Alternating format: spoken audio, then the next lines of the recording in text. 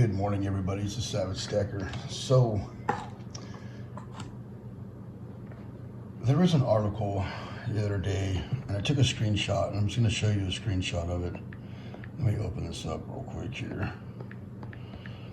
And I noticed something at the store the other day, and I took a screenshot and then had take a picture of it with my iPad so I could show you, because I'm not connected to a computer or anything. But this is what it said right here from the Wall Street Journal. U.S. food supply is under pressure from plants to store shelves. And the first line right there is, weeks of workers calling in sick to continuing supply and transportation disruptions making store shelves harder and harder to find the things that we like to eat. And that's what it said farther down.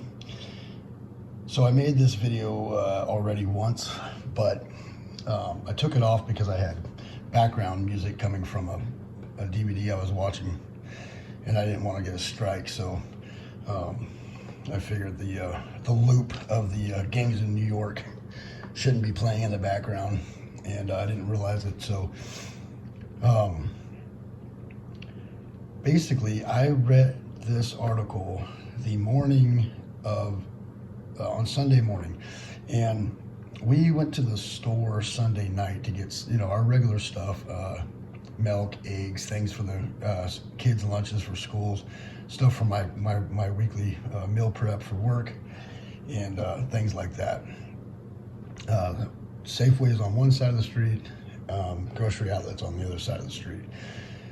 Normally we go to Safeway, 2-for-1 deals and all that good stuff, and but we're like, let's go to a grocery outlet, and they have better snacks for cheaper, so we went over there. And Safeway parking lot was reasonably empty. It really wasn't that full.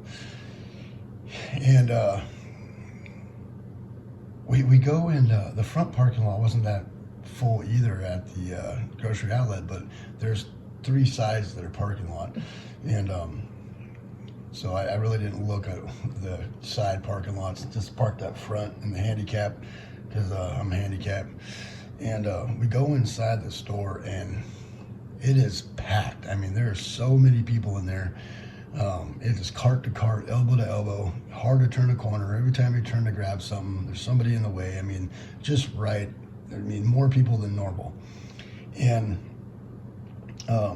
when we were walking into the store, I seen this lady. She had like a full cart, like humping over with milk, and like 2 more in her hand, right? Double fingered, like holding it. And I'm like, wow. And I'm watching her, I'm counting as she's putting this stuff in her car, and she's got like 30 gallons of milk. And I'm like, what the hell is this going on? So right from the gate, before we even got in the store, I noticed that. And then we go inside, and I go, wow, this place is packed. And I don't like lots of people's big crowds. Even before all this stuff going on, I didn't like crowds, and I just never have. And we go in there, and it is just packed. We got all the kids with us. There's 5 of us walking in this crowded store, and about 5 minutes into us, I'm looking at people's shopping carts to see what they're buying, because I noticed that they didn't have normal stuff in their carts. I mean, they had cases upon cases and flats. They had flats of chili, beans, meats, vegetables. And the people were buying up all the canned goods, and not just 1 or 2 families. I'm talking, 40, 50 people with humping full carts of just, prepper food. And I was like, okay, are they shopping for a store or like a food truck, or, but these look like everyday people, And then I remember reading this article that morning by the Wall Street Journal. And I also had heard something on another article or news or something. I don't really watch the news, so it was on something else.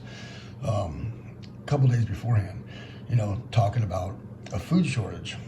And we've had talks of food shortages in the past, not having the spring harvest, or, because, they try to have a couple harvests per year, and just to keep the supply up. And about 3 years ago, 2017, I think it was, or 18, we didn't have a spring harvest, and we had a fall harvest, but we didn't have a spring harvest. And there was a big talk about it being 41% under our normal food supply for vegetables and grains here in the United States. And this article was talking a little bit about that and how a lot of people have been sick, they've been out, and they haven't been able to can, they haven't been able to, harvest. And I started thinking, okay, well, maybe, the cat's out of the bag, and maybe these people are just, they got wind of this or watched the news or read this article or whatever. But then I started thinking, you know what, just with inflation, the way things are going, how Safeway was not busy, and the grocery outlet was extremely busy. I think it's just maybe inflation or fear, just, of not being able to get later on, just people were really, they were buying a lot of stuff that wasn't your day-to-day, wasn't like bread, meat, eggs, milk. It was just like flats of stuff, like non-perishables. They were buying crap tons of cereal and top ramens and all that. And there was like 6 people in there stocking those shelves, like really stocking the shelves, because it was busy and there was holes everywhere. And it just shows that there's fear out there. The normal everyday public are hip to what's going on. They're overbuying, they're overspending, they're prepping, they're going for it, and not small amounts. This is one store in one town, and with food shortages being talked about, and a lot of more people buying large quantities of food, I wouldn't be surprised if we don't see some major shortages going on, especially with the supply chain going on. The stores don't have enough space or storage to store enough goods to keep a town or a county going for more than a couple days. And then they got to get more trucks in. They got to get that on-time delivery system. They got to, you got to constantly have trucks coming in. Well, cost of fuel. There's no parts for these trucks. If they break down, there's like a shortage of drivers, of truck drivers right now. There has been for a couple years, and if your truck breaks down, it's taking months to get parts. So, the system is very, very weak right now, and anything can just set it off. So my suggestion is to fill the holes that you have in your preps. If you're prepping and you're a prepper, go fill those holes. Get it done quickly. We had a hole in peanut butter in my preps. I had 8 large jars of peanut butter, 6 in the garage, 2 up top, and we ran out of peanut butter.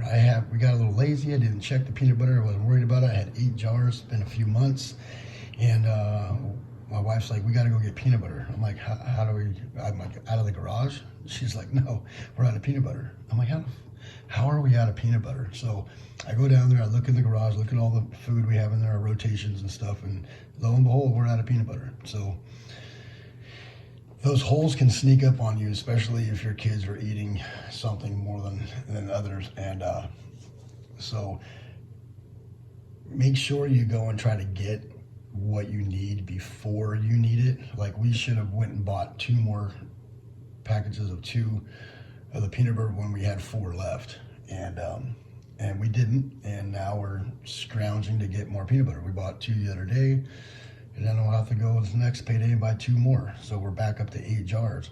Because when my kids, if something was to happen, my kids are going to want a couple things. They're going to want peanut butter and top ramen and mac and cheese. So if you don't have those things, like, I can eat anything. My wife, my son will eat anything, but my daughters, the youngsters, the single-digit kids, they want a few different things, and they'll starve themselves until they're really, really hungry before they eat that other stuff. So I try to keep things that they'll eat around in our preps, so there's not just a major shocker if something happens. So suggestion is go fill those holes and get your stuff, get your pantry back up to where it needs to be, especially now that the news and these big newspapers are talking about food shortages. Now you got all the general public worried about inflation, food shortages again, and they have been, but when the news comes out with it, it's too late. It's way too late. You should have already been stacking and prepping way before. It's imperative to get those preps going. That's why I put some of this stuff out here today, a little bit smaller stuff, bigger stuff versus smaller stuff. When it comes to stacking, I try to, I didn't do this with gold before, like a year and a half ago. I strictly stacked 1 ounce gold.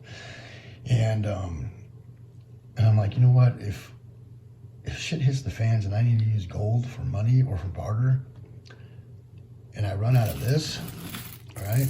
Or say if people only want to barter with gold, like I would have been screwed. I'd have to chop up an eagle or something, So I started buying smaller gold, fractional gold. And when Spectacular came out with that challenge, I was like, definitely I'll jump on that 1/10 ounce a month challenge because I want to get some more fractional in the stack. And that was the only reason why I did it. It wasn't because I could only afford 1/10 ounce a month, because I could do a little better than that, but I wanted some fractional because I was lacking fractional gold. So the next thing is, after you get your food preps all in order, get yourself some fractional, some constitutional silver. I wouldn't necessarily go this route. This is kind of expensive, but it works in a pinch. They break apart. Every one of them is stamped. People know what it is. And that's an option, but not a great option. Quarters are a little bit bigger. I mean, this is about as fractional as you're going to get right here, and good to have in your stack. But quarters will work too. I mean, that's the next one up and in size. And I like the quarters. Lately, I've been stacking the constitutional quarters, and I've been buying 1/4 ounce golds lately. Mostly eagles in the 1/4 ounce size. I don't really. If I'm going to stack 1/4 ounce, I'm going to stack the eagles. It's just my preference. But if you got yourself a big old bar, which I'm a huge fan of the 10 ounce bars. It's most of my stack is 10 ounce bars. Well, a third of it is 10 ounce bars. But if you can't shave this off, I mean, I guess you could. You cut it off and you can barter with that. But I mean, that's big. That's a big purchase stuff right there. Things like this, they're big. If you're buying stuff for prepping, I wouldn't buy things like this for prepping. I'd buy, this right here will work, but I bought this for something else. I bought this for another reason. It wasn't for prepping. I bought it, one, because I wanted one, and two, because I want to break it apart and just give it away, and like my stickers and stuff like that. But I just can't. I can't take myself to open it up. But yeah, fractional stuff is very important, and I was against fractional gold for a long time. Now and that's just because of the premiums, but I think it has a place, and I think 1/10 ounce is a good option for prepping. And the grams, it comes out to a lot, pretty expensive once you stack all that up, but I do have a few grams of gold. And I think, yeah, get some dimes, some quarters, some fractional gold, and I think you'll be golden. Fill those holes in your stack. And just remember that they're out in the news now, so the general public has been hip to this. There are articles out there saying that we are headed for a major food disruption and shortage. And once they put out that information, it is already way too late, because they hold on to that information for as long as they possibly can. And so there's no panic or creates a food shortage just by the information itself. So once you get something like this that pops out, it's pretty much game over. Everybody's going to be hip to it, and they're going to pretty much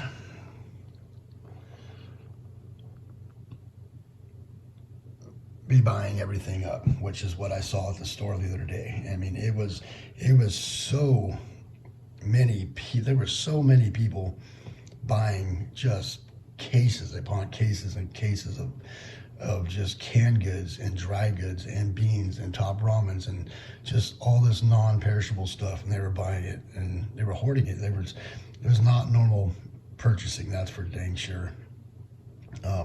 So they're going to the cheaper stores, and they're going in and they're buying a lot of stuff at once. So if you need to fill those holes up in your preps, make sure you get on it, because things are getting weird again. And I've been doing my best to try to pay attention to that. I know there's a lot of holes already on the shelves, and I haven't been really talking about that because everybody's seeing that. But what I'm seeing at the stores now with the public is they're buying a lot of stuff, and they're getting it as much as they possibly can. And you don't want to be the last one to know or the last one in. You don't want to go down to the store and can't get what you normally get, especially that your kids like, because they won't eat, or they'll shut down, or it will just put too much stress on them, which puts stress on you, which just makes it for an unpleasant situation if shit hits the fan. So go fill those holes. Get yourself some Fractional, get some Constitutional, get some Fractional Gold. This is not financial advice. Quick disclaimer there. But just what I'm seeing and what I think that people should do, and what I'm going to do. Buy some more Constitutional, Fractional, and go fill a couple holes that I have in my preps. All right, thank you all for coming by. It is the Savage Stacker. Please hit that bell icon so you get updated on my latest videos. Please rate, comment, and subscribe. The Savage Stacker is over and out.